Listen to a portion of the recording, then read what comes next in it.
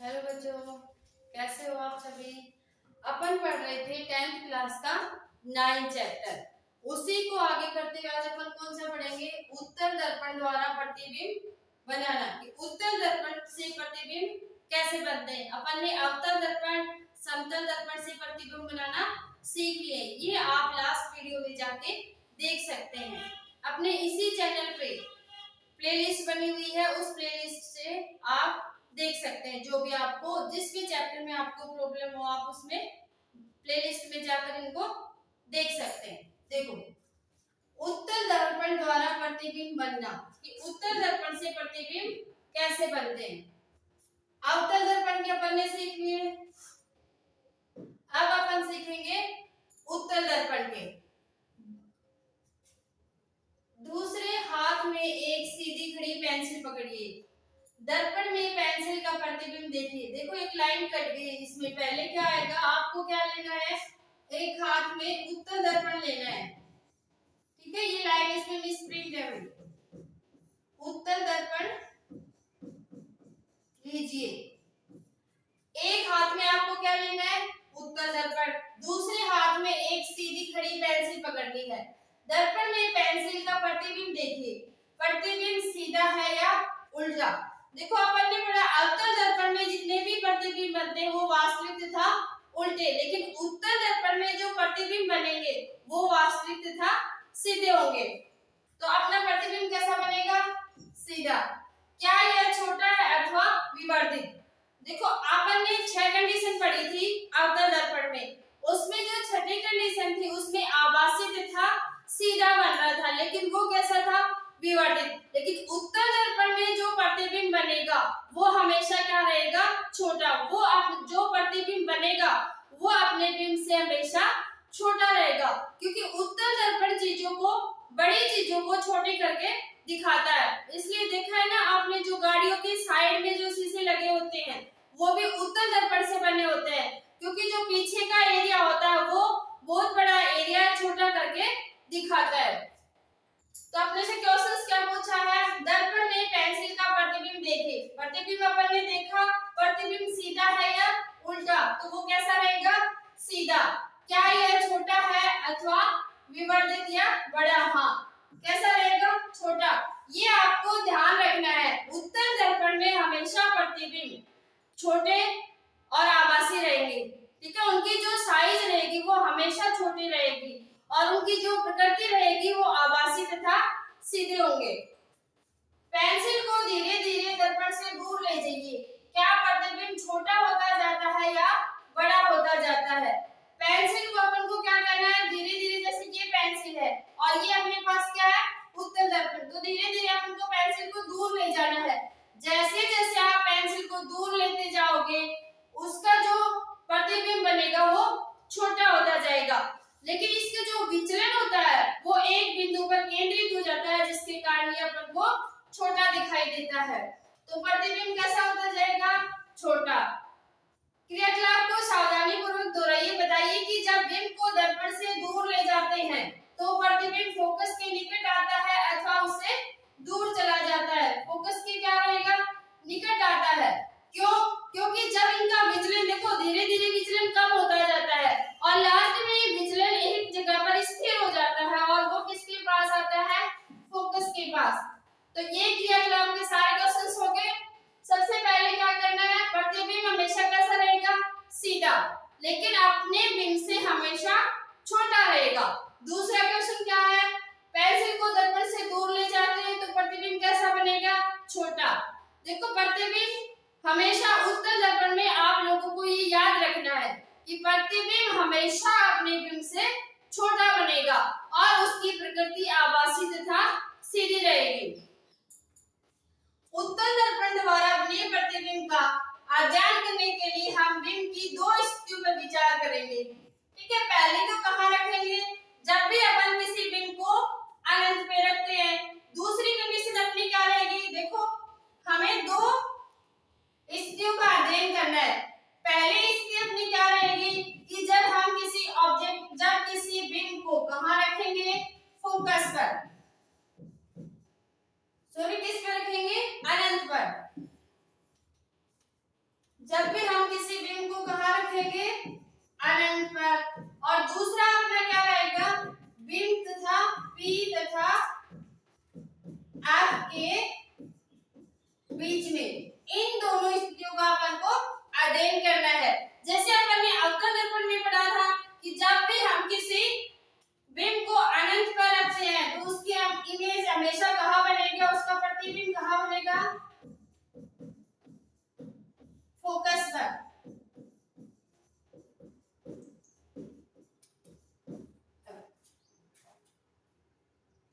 देखो ये अपन डायग्राम से इनको समझते हैं।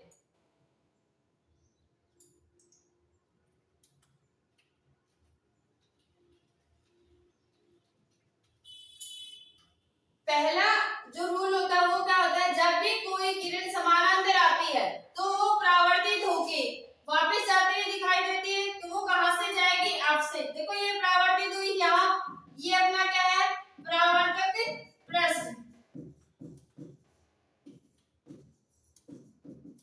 तो ये परावर्तक प्रश्न जब भी किरण क्या हो रही है, इसमें आपतित हो रही है, और यहाँ से आपतित होने के बाद जब ये परावर्तित होती है तो अपने मुख्य बिंदु आप पर जाते हुए दिखाई देते हैं। ये दर्पण के पीछे जो डॉट डॉट दिखा रखे हैं ये क्या है, दर्पण के पीछे। ये देखो अगर आप इसको पूरी करोगे इस तरह से तो ये कहां से जाते हुए प्रतीत होगी, मुख्य बिंदु F से। अब देखो ये जब भी किरण समानांतर आएगी वो हमेशा परावर्तित होकर कहां से जाएगी, फोकस से। तो ये भी ऐसे ही फोकस से जा रही है ना, ये यहाँ से परावर्तित हुई और यहाँ पर कहाँ मिल गई है, फोकस पे।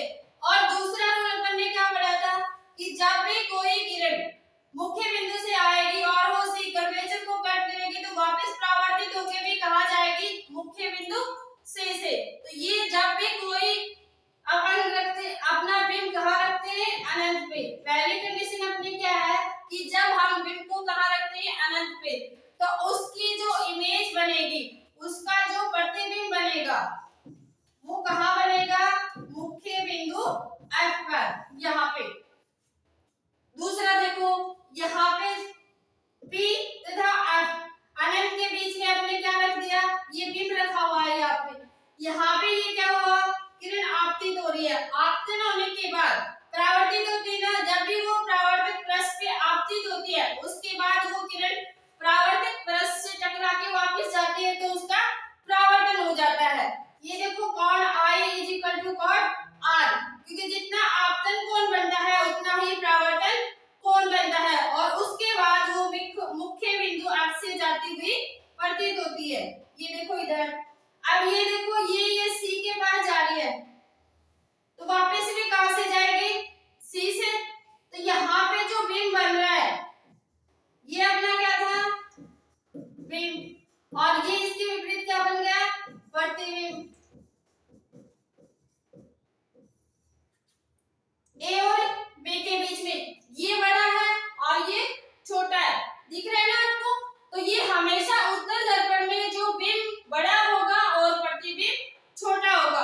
आपको ये बात याद रखनी है कि हमेशा इसमें जो बिंब होगा वो बड़ा होगा और इसका जो प्रतिबिंब बनेगा वो हमेशा छोटा होगा, आभासी तथा सीधा रहेगा। तो ये दोनों कंडीशन अपने को याद करनी है, और यहाँ से आप अपने नोटबुक में इनको उतार लेना क्योंकि यहाँ से बोर्ड में क्वेश्चन पूछा जाता है। आगे देखो,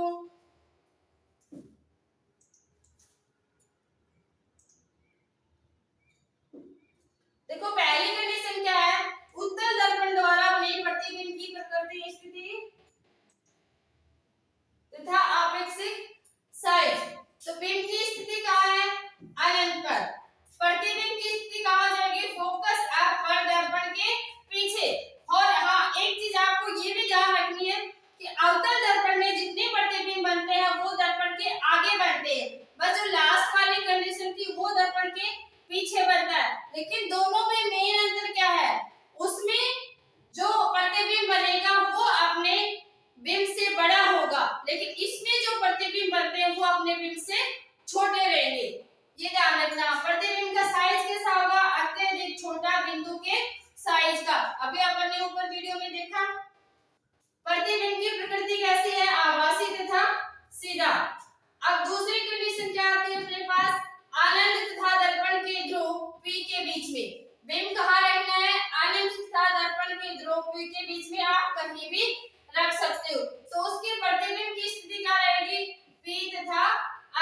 बीच में प्रतिबिंब का साइज क्या रहेगा, छोटा, और उसकी प्रकृति कैसी रहेगी, आभासी तथा सीधा। अब तक अपन कौन कौन से पढ़ चुके हैं, समतल दर्पण, अवतल दर्पण तथा उत्तल दर्पण द्वारा प्रतिबिंब बनाने के बारे में हमने पढ़ लिया है। अब इसके आगे अपन क्रियाकलाप करके देखते हैं।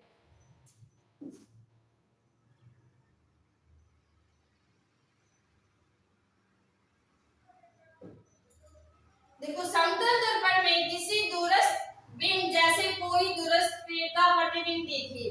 पहले अपन समतल दर्पण में कोई भी प्रतिबिंब देखते हैं, मतलब कोई दूर का पेड़ है उसका प्रतिबिंब देखना है, तो क्या आप पूर्ण लंबाई का प्रतिबिंब देख पाते हैं? नहीं देख पाते। क्यों नहीं देख पाते? क्योंकि समतल दर्पण में जितनी बिंब की लंबाई होती है उतनी ही प्रतिबिंब की लंबाई होती है। मतलब इस तरह से अपन अगर उसको दूरस्थ होगा तो अपन उसका पूरा प्रतिबिंब नहीं देख पाते।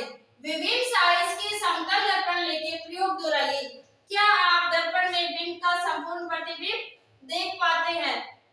देखो, हम संपूर्ण प्रतिबिंब नहीं देख पाएंगे। क्यों? क्योंकि जितनी बिंब की साइज होती है उतनी किसकी बनेगी, उसमें प्रतिबिंब की।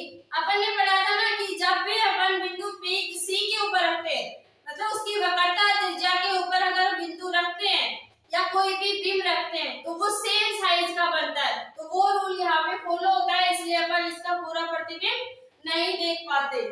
दूसरा देखो, अवतल दर्पण लेकर दोहराइए। क्या यह दर्पण बिंब की पूरी लंबाई का प्रतिबिंब बना पाता है? अवतल दर्पण की क्या विशेषता पढ़ी थी अपन ने कि वो चीज छोटी चीजों को बड़ा करके दिखाता है। उसके यूजेज पढ़े थे ना कि जो दंत विशेषज्ञ डॉक्टर होते हैं वो अवतल दर्पण का यूज करते हैं क्योंकि यह छोटी चीजों को बड़ी करके दिखाता है। तो वहां हम पूरा प्रतिबिंब इसका नहीं देख पाते। क्यों? क्योंकि अवतल दर्पण चीजों को छोटी से बड़ी करके दिखाता है। अब एक उत्तल दर्पण लेके इस प्रयोग को दोहराइए। क्या आपको सफलता मिली? हाँ, ये हमने पढ़ा है कि उत्तल दर्पण छोटी चीजों बड़ी चीजों को छोटी करके दिखाता है। ये दूर के एरिया को एक अपसारित करके एक छोटी जगह में दिखा देता है। इसलिए यहाँ अगर जब भी हम इसका प्रयोग करेंगे तो हम उसका पूरा प्रतिबिंब देख सकते हैं।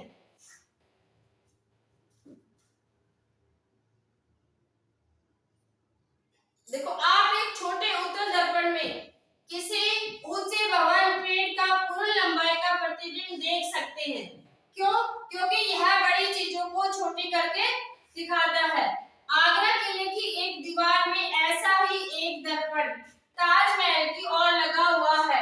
यदि आप कभी आगरा किला देखने जाओ तो उस दीवार में लगे इस दर्पण से आप ताजमहल का पूरा प्रतिबिंब देख सकते हैं। लेकिन आपको करना क्या है? आपको उसकी सही स्थिति में खड़ा होना है, तभी आपको वो पूरा ताजमहल दिखाई देगा। मकबरे को स्पष्ट देखने के लिए आपको दीवार से सटी हुई छत पर उचित स्थान पे खड़ा होना होगा, जहां से आप इनका प्रतिबिंब पूरी तरह से देख सकते हैं। अब पहले हमने किसके उपयोग पढ़े थे? अवतल दर्पण के। अब किसके पढ़ेंगे? उत्तल दर्पण के।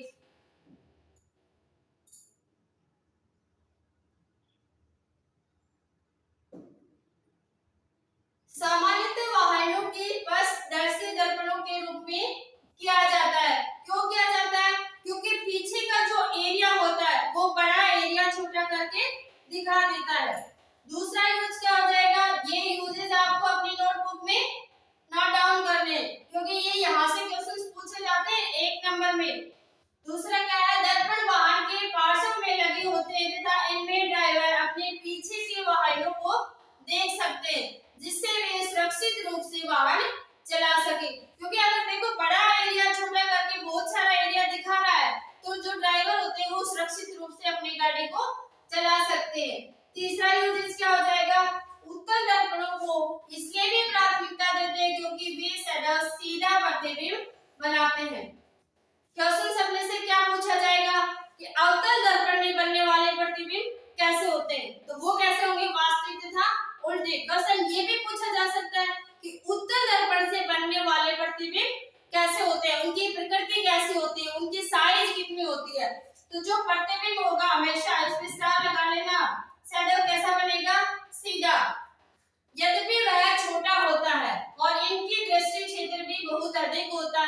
क्योंकि ये बाहर की ओर वक्रित होती है। इस तरह से पढ़ा था ना, इधर वाला जो अंदर की तरफ होता है उसको अवतल दर्पण, और ये जो बाहर की ओर वक्रित पृष्ठ है इधर वाला, इसको अपन क्या बोल रहे हैं, उत्तल दर्पण। तो बाहर की तरफ वक्रित होने के कारण इनका जो बड़ा एरिया, बाहर की ओर वक्रित होने के कारण यह समतल दर्पण की तुलना में अधिक सुरक्षित होते हैं और अधिक बड़े क्षेत्र को छोटा करके दिखा सकते हैं। अतः समतल दर्पण की तुलना में उत्तल दर्पण ड्राइवर को अपने पीछे के बहुत बड़े क्षेत्र को देखने में भी समर्थ बनाते हैं। तो देखो, आप अवतल दर्पण और उत्तल दर्पण दोनों को एक साथ, यूजेस को एक साथ लिखना इस तरह से, एक बीच में लाइन लगाओगे, इधर यूजेस किसके लिखोगे, अवतल दर्पण के उपयोग, और यहाँ हम किसकी लिखेंगे, उत्तल दर्पण के, क्योंकि यहाँ से क्वेश्चन में 1 या 2 मार्क्स का क्वेश्चन पूछा जाता है। तो आप इस तरह से नोट डाउन कर लेना, दोनों का कंपेयर करोगे तो आपको क्वेश्चंस भी जल्दी याद हो जाएंगे।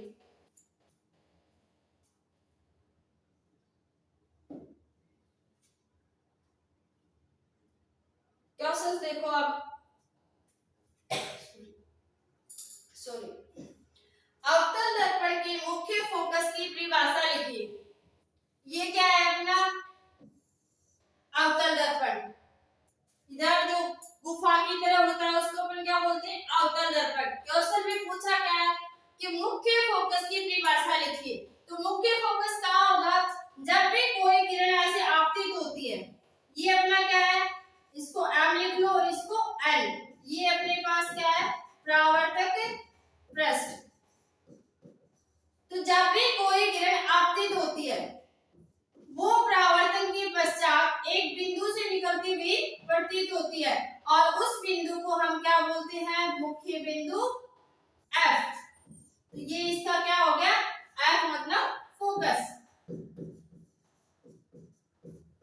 ये आपका क्या है, अवतल दर्पण का फोकस। यहाँ पे हम क्या लिखते हैं, मुख्य अक्ष P,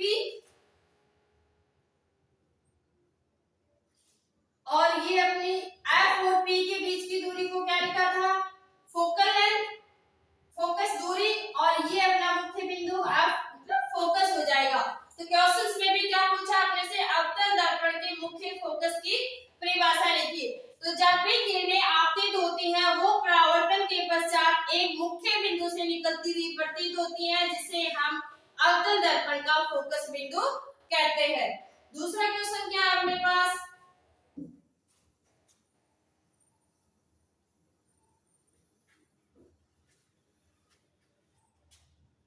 एक गोलीय दर्पण की वक्रता त्रिज्या 20 सेंटीमीटर है, इसकी फोकस दूरी क्या होगी। तो वक्रता त्रिज्या अपन ने क्या लिखी थी, r बराबर कितना दे रखा है, 20 सेंटीमीटर। इसकी फोकस दूरी क्या होगी, f बराबर अपन ने क्या पढ़ा था, दोनों में संबंध r/2, r/2, तो 20/2, इसको कट करोगे तो कितना आ जाएगा, 10 सेंटीमीटर। उस दर्पण का नाम बताइए जो बिंब का सीधा तथा आवर्धित प्रतिबिंब बना सके। यहाँ से ये क्वेश्चन ध्यान से देखना, ये क्वेश्चन को घुमा फिरा भी सकता है, क्योंकि देखो क्वेश्चन पूछा है इसने, उस दर्पण का नाम बताइए जो बिंब का सीधा, और सीधा कहाँ बनता है, हमेशा उत्तल दर्पण में। लेकिन यहाँ इसने आगे क्वेश्चन को क्या घुमाया है, आवर्धित प्रतिबिंब बना सके। और उत्तल दर्पण में प्रतिबिंब हमेशा सीधे बनते हैं, लेकिन वो आवर्धित नहीं होते, छोटे होते हैं। और इसमें क्वेश्चन में क्या पूछ लिया, आवर्धित प्रतिबिंब बना सके, तो इसका आंसर क्या हो जाएगा, अवतल दर्पण। और क्वेश्चन में अगर ये पूछा जाता कि उस दर्पण का नाम बताइए जो बिंब को सीधा तथा छोटा प्रतिबिंब बना सके, तो अपना आंसर क्या होता, उत्तल दर्पण। देखो नाम में भी ध्यान रखना, अवतल, अवतल नाम बड़ा है तो चीजों को बड़ी करके भी कौन सा दर्पण दिखाता है, अवतल। उत्तल नाम छोटा है तो वो चीजों को छोटे करके दिखाता है, उसमें प्रतिबिंब भी क्या बनता है, छोटा बनता है।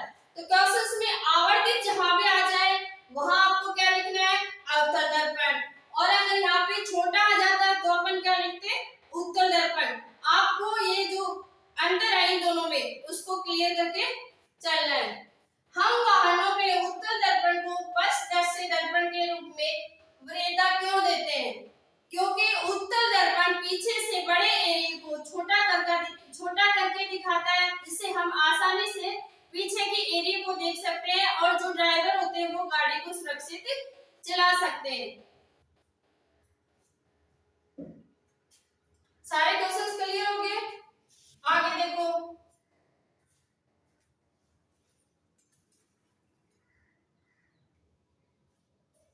देखो, आगे हम क्या पढ़ेंगे? गोलीय दर्पणों द्वारा परावर्तन के लिए चीन परिपाटी का यूज करना। आगे जो भी परावर्तन के क्वेश्चंस आएंगे उनमें अपन v किसको लेंगे, u किसको लेंगे, उसके लिए कैसे चिह्न परिपाटी का यूज करते हैं वो इसमें हम देखें। गोलीय दर्पणों द्वारा प्रकाश के परावर्तन के समय एक निश्चित चिह्न परिपाटी का पालन किया जाता है, जिसे हम क्या कहते हैं? कार्तीय चिह्न परिपाटी। इस परिपाटी में दर्पण के ध्रुव P को मूल बिंदु मानते हुए दर्पण के मुख्य अक्ष को निर्देशांक पद्धति का x दिया जाता है तथा जो देखो इधर अपन ऐसे बनाते हैं ना, ये x और x डैश, इस तरह से y और y डैश, इस तरह से अपन चिह्नित परिपाटी का यूज करेंगे।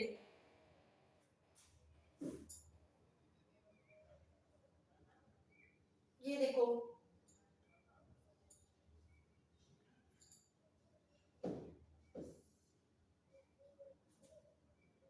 बिंब सदैव दर्पण के बाईं ओर रखा जाता है। ये M और N, ये आपको दिखाई दे रहा है, ये अपने पास क्या है? दर्पण। ये आपतित प्रकाश की दिशा इधर से किरण हमेशा आपतित होते हैं। ये अपना बायां हो गया और ये दायां हो गया, तो बिंब की जो लंबाई या ऊंचाई ली जाएगी वो हमेशा कौन सी तरफ से ली जाएगी? बाईं तरफ से। तो जो लेफ्ट साइड में ली जाएगी, जो बाईं ओर से ली जाएगी, तो वो हमेशा कैसे हो जाएगी? ऋणात्मक। और जैसे ही अपन इस परावर्तक पृष्ठ से आगे जाते हैं तो उसकी जो दूरी ली जाएगी, चाहे वो बिंब रखा हो चाहे प्रतिबिंब, उसकी कैसी ली जाएगी? धनात्मक। और बाईं ओर ली जाएगी वो कैसे हो जाएगी अपनी दूरी? ऋणात्मक। मुख्य अक्ष के समानांतर सभी दूरियां दर्पण के ध्रुव से मापी जाती है। इस तरह से जितनी भी दूरियां होंगी समानांतर, ये दर्पण P क्या है? दर्पण का ध्रुव भाग, और इसके समानांतर जो दूरियां मापी जाएंगी वो हमेशा कैसे होंगी? धनात्मक। मूल बिंदु के x अक्ष के अनुदिश मापी गई सभी दूरियां धनात्मक मानी जाती हैं, जबकि मूल बिंदु के बाईं ओर x अक्ष के अनुदिश मापी गई दूरियां ऋणात्मक मापी जाती हैं। इधर देखो, इधर वाली जो दूरी होंगी, मतलब जो दर्पण के सामने होंगी वो ऋणात्मक, और जो दर्पण के पीछे चली जाएंगी वो धनात्मक। मुख्य अक्ष के लंबवत तथा ऊपर की ओर y अक्ष के अनुदिश मापी जाने वाली दूरी धनात्मक। ये अपना कौन सा है? y अक्ष। इसके y अक्ष के अनुदिश जो भी दूरियां मापी जाएंगी वो कैसे होंगी? धनात्मक। और जो नीचे की तरफ मापी जाएंगी वो कैसे हो जाएंगी? ऋणात्मक। क्लियर? ये देखो, जितने भी आपका बिंब रखा हो, प्रतिबिंब रखा हो, बाईं ओर होगा वो ऋणात्मक, दाईं ओर होगा वो धनात्मक, ऊपर की तरफ लंबवत होगा y अक्ष के अनुदिश वो धनात्मक, और नीचे की तरफ होगा वो ऋणात्मक। मुख्य अक्ष के लंबवत तथा नीचे की ओर y अक्ष के अनुदिश मापी जाने वाली दूरियां हमेशा कैसी होंगी? ऋणात्मक।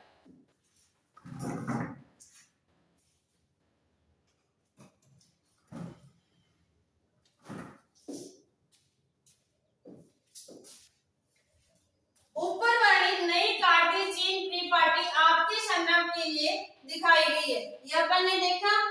इससे अपन दर्पण का सूत्र प्राप्त करते हैं तथा आंकिक जो प्रश्न होंगे उनको हल करने में हमें सुविधा रहेगी।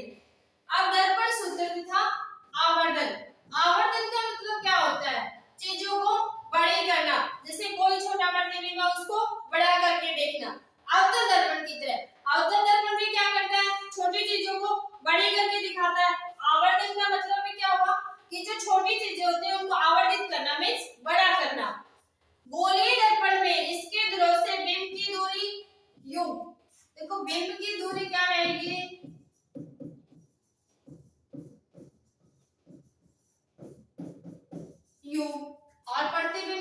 हम किस में लिखेंगे?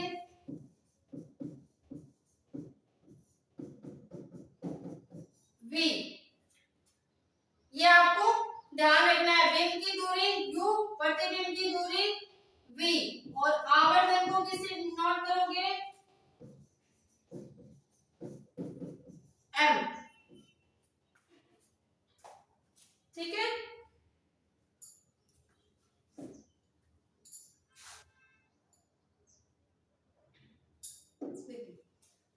फोकस दूरी। अब इन तीनों राशियों के बीच एक संबंध है जिसे दर्पण का सूत्र प्रस्तुत किया जाता है। v हमने क्या लिखी? प्रतिबिंब की दूरी। u क्या लिखी थी? बिंब की दूरी। और अब अपना क्या होता है? फोकस दूरी। तो इन तीनों के बीच क्या है? एक संबंध होता है जिससे अपन दर्पण का सूत्र बना सकते हैं। देखो 1/v plus 1/u is equal 1/f। ये f क्या है? फोकस दूरी। v क्या है? प्रतिबिंब की दूरी। और u क्या है? अपनी बिंब की दूरी। तो इस सूत्र से अपन दर्पण का सूत्र निकाल सकते हैं। यह संबंध सभी प्रकार के गोलीय दर्पणों तथा बिंब की सभी स्थितियों के लिए मान्य है। और प्रश्नों को हल करते समय जब भी आप दर्पण सूत्र में u, v, f तथा r के मान प्रतिस्थापित करेंगे तो आपको कार्तीय चेन परिपाटी का यूज करना चाहिए। जैसे अपन ने पढ़ा था ना, ये x के अनुदिश और ये y x के अनुदिश। इधर अपना कौन सा था? ऋणात्मक, इधर कौन सा था? धनात्मक। और इसके लंबवत जाएंगे तो ये अपना कौन सा पार्ट हो जाएगा? धनात्मक। और नीचे वाला कौन सा हो जाएगा? ऋणात्मक। तो जब भी अपन क्वेश्चन सोल्व करेंगे अपने को ये फॉर्मूला पुट करना है 1/v plus 1/u is equal 1/f। इससे अपन v की वैल्यू पूछी होगी तो निकाल लेंगे, u की दूरी पूछी होगी तो निकाल लेंगे, और f की वैल्यू पूछी होगी तो आप निकाल लोगे। लेकिन आपको यूज के साथ साथ में किसको फॉलो करना है? कार्तीय चिन्ह परिपाटी को। इसी के अनुदिश अपने को प्लस माइनस की वैल्यू रखनी है। इनके जो प्लस माइनस के मान है वो रखेंगे। अगर y x के अनुदिश है तो प्लस वाले लेंगे, मतलब धनात्मक लेंगे। और अगर x अनुदिश के आगे है, दर्पण के पीछे जाएगा तो धनात्मक, और दर्पण के आगे रहेगा तो ऋणात्मक।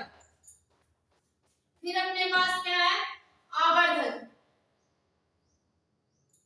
गोलीय दर्पण द्वारा उत्पन्न आवर्धन एक आपेक्षिक विस्तार है जिससे ज्ञात होता है कि कोई प्रतिबिंब बिंब की अपेक्षा कितना गुना आवर्धित है, मतलब कितने गुना बड़ा है। ये अपन पढ़ते हैं ना कि बिंब की साइज इतनी तो प्रतिबिंब की कितनी रहेगी। जैसे सी पे जो बनता है वो बराबर रहता है, जब सी से आगे चला जाएगा तो वो आवर्धित होता जाता है, बड़ा होता जाता है। तो इस आवर्धन से अपन क्या निकाल सकते हैं कि प्रतिबिंब बिंब की अपेक्षा कितना बड़ा है। इसे प्रतिबिंब की ऊंचाई तथा बिंब की ऊंचाई के अनुपात के रूप में भी व्यक्त किया जा सकता है। यदि बिंब की ऊंचाई h हो तो प्रतिबिंब की ऊंचाई क्या हो जाएगी? h dash. अब देखो ये बेचारा बिंब छोटा है तो इसका फॉर्मूला आप क्या यूज कर सकते हो? m h dash upon h। अपने पास प्रतिबिंब की ऊंचाई, ये क्या है? प्रतिबिंब की ऊंचाई। और अपने पास प्रतिबिंब की दूरी क्या थी? v upon u। इसको अपन क्या लिख सकते हैं? ये प्रतिबिंब की दूरी और ये बिंब की दूरी, तो इसको अपन दूसरा क्या लिख सकते हैं? v upon u। और अगर ऊंचाई दे रखी हो तो अपन क्या लिखेंगे? h dash upon h। आवर्धन बिंब दूरी तथा प्रतिबिंब दूरी v से संबंधित है, इसे व्यक्त किया जाता है आवर्धन m is equal h dash upon h तथा माइनस v अपॉन u। ठीक है ना? v अपॉन u, ये माइनस लगेगा भाई। क्यों? क्योंकि देखो इधर जो बिंब की दूरी ली जाती है वो ऋणात्मक होगी, क्योंकि बिंब अपन कहाँ रखेंगे? दर्पण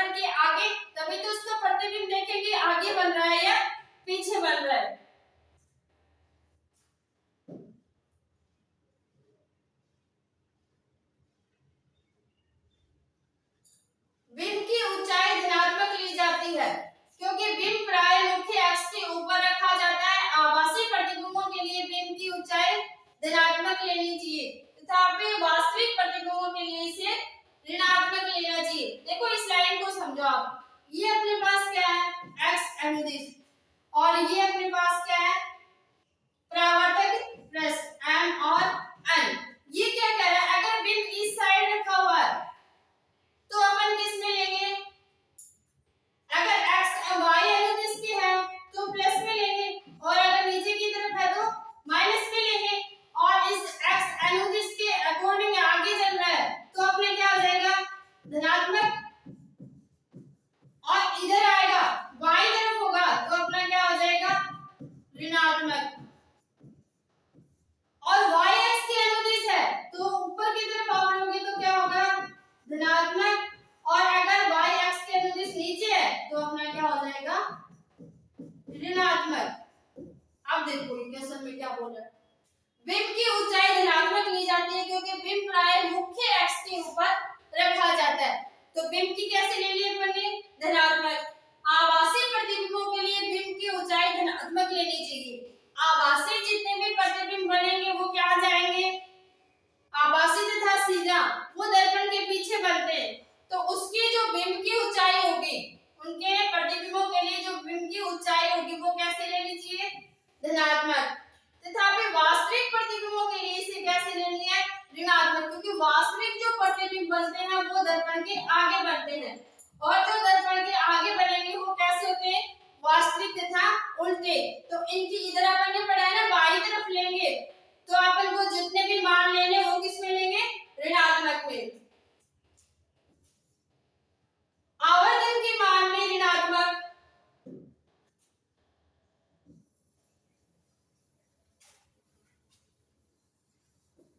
एक बार